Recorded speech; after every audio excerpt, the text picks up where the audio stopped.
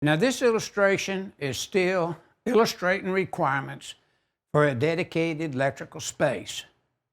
In accordance with 110.26E1a exception.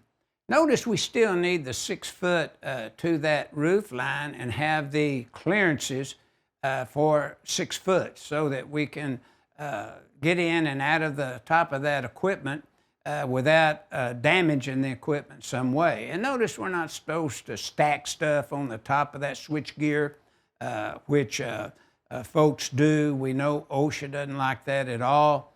Notice we could still have the sprinkler heads in accordance with 110.26E1c, illustrating figure 5-10.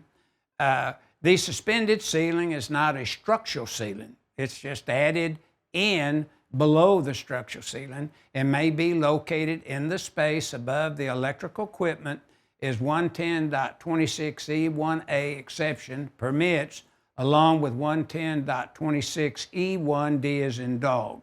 Now, this illustration kind of illustrates that space. Now remember, outside, with the overhang over the equipment to protect it from the weather when it's outside, that rule now has been put in and permits that overhead extension to be present.